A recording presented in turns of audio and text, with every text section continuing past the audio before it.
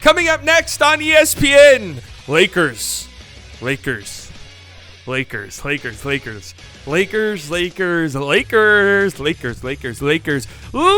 have to say goodbye to yet another team today. The Denver Nuggets are headed to the NBA Finals for the first time in their franchise's history.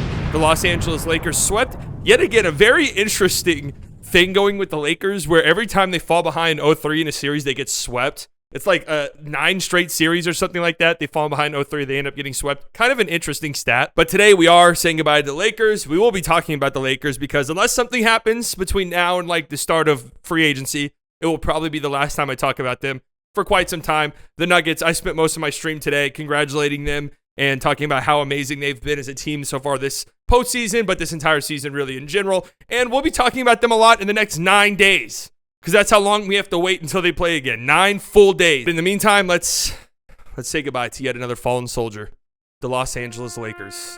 I would say I'll miss you, but I really won't. I thought I was big market biased. I really did. There were times where I thought I was going to root for you, but just slowly found myself not really wanting to. And a lot of it does have to do with your fan base, which they are annoying. They're really annoying. There's some good ones, but the bad ones are really bad. And for those people, I say, see ya. Enjoy Cancun. There's plenty of room out on the resort with all the rest of us. First and foremost, as a team, as a fan base, I just want to say the Lakers should really not be disappointed at all. Like, they had a great run. They went up in the conference finals against a team that was just way better than them. Like, it was just obvious by game 2 of this series pretty much that there was really nothing the Lakers could do. They could try out some stuff here. They could put Rui on Jokic. They could try all these different things. They can run this, pick and roll with LeBron and AD all they wanted. But at the end of the day, there was just not much they could do to win. It reminded me a lot of the conference. I hate bringing up this all the time, but I will. It reminds me a lot of the conference finals from a year ago when the Mavericks played the Warriors, and it was just kind of obvious that, hey, there's nothing we can do. And it kind of sucks when you get to that point. When you get to the Final Four, you really think you can win it all, right? You're one of the Final Four teams. You're 4 wins away from making it to the finals, then you're 4 wins away from winning it. So it does kind of suck whenever you realize, oh shit, we're not as close as we might have thought we were. Does that mean there's going to be some big changes in the offseason? I don't really know. Like, we got to talk about LeBron, who had, 40 points last night in a do-or-die game, 31 points in the first half, played every single minute outside of 4 seconds in this game. Only got 4 seconds worth of rest at the end of the first half. This was all while playing on a foot that was clearly bothering him. He had a foot injury, and it was kind of obvious, right? He didn't look... Obviously, he's getting older, so he doesn't look like how he did when he was winning MVPs and stuff, but he even looked a little bit slower than he did earlier in the season. I think a lot of that had to do with the foot injury, but it could just be because he's old, and it's that time. It's happening. This is the 3rd time LeBron has been swept. He's been swept in 3 different decades. How about that? That's an interesting stat, huh? Once in the 2000s against the Spurs, once in the 2010s against the Warriors, and now 2020s against the Nuggets. Luka's never been swept. That's all I got to say. Hey, I'm just saying. He never has been swept. LeBron finishes the postseason averaging 24.5 points, 10 rebounds, 6.5 assists on 58% true shooting. Shot 26% from 3. The 3-ball completely abandoned him at points during the regular season, and it was completely gone this entire postseason. And it really needed to be there because he can't be that guy over the course of an entire postseason series anymore. He can't be the guy you constantly go to get offense. And it was good. Like last night, every time the ball was in his hands, yeah, he was either scoring or creating great looks for somebody else, but you could tell by the end of the game, he was done. He can't, it's impossible to ask that out of a guy for 48 minutes, but in the past, you could do that with LeBron. Now it's just like, you can't expect that anymore. And the Lakers desperately needed another guy to help them do that, for them. And AD, God bless him, the best defensive player in this postseason, I think, pretty comfortably, right? But AD had 6 games this postseason where he scored under 20 points and 11 games where he scored under 26 points, which was his regular season point average, 26 point per games. 11 games in 16 games.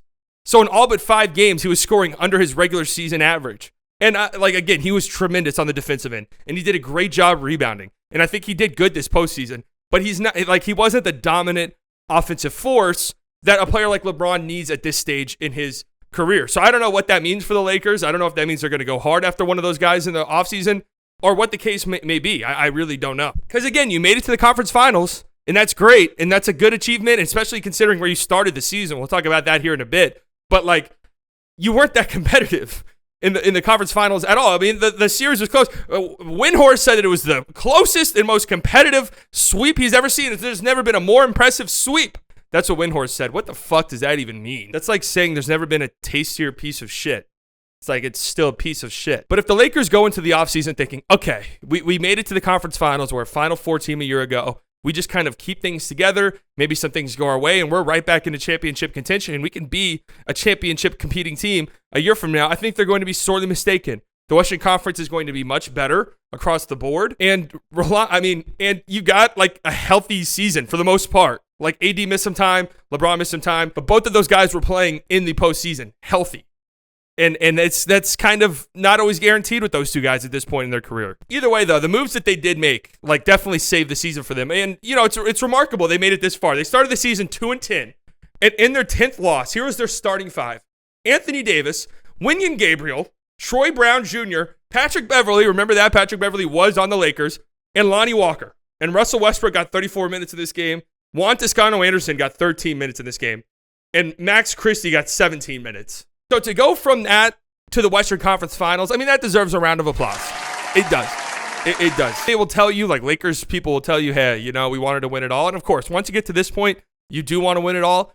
But there is not much to hang your head about if you're a Lakers fan, truth be told. But now it's like, okay, what's next? Are they bringing D'Lo back? That's the big question I have. Are they bringing D'Angelo Russell back? Because it's easy to shit on him. He was terrible in this series against the Nuggets. Got benched in the final game of the series.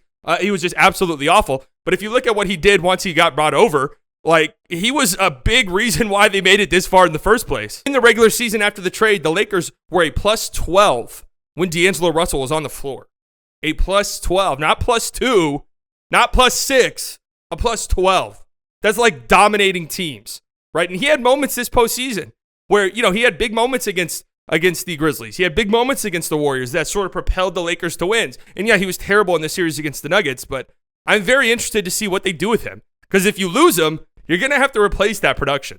And I know, again, it was horrible in the postseason. This guy's just probably not a playoff guy. He's not good enough defensively, right? He just takes some brain-dead shots. You really can't afford that in the playoffs.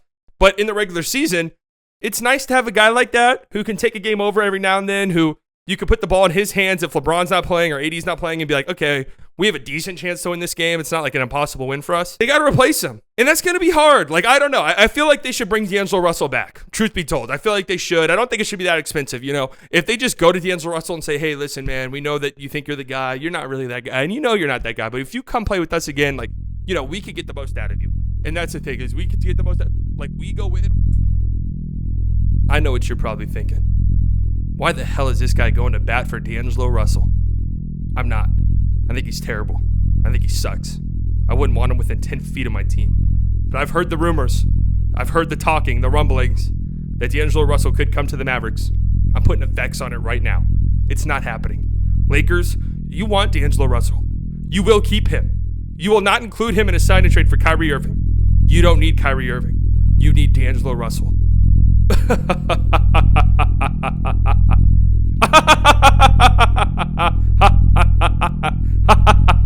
And now there's all these talks that LeBron might retire. I'm not buying that shit for a single second, okay? You want to know who the real MVP of this postseason has been?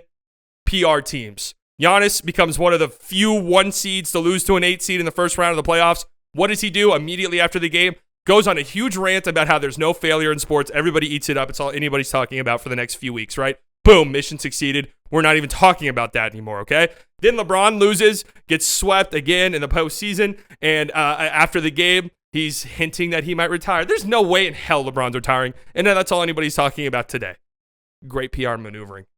Great work, King. That's why you're the king. Anyways, Lakers are gone.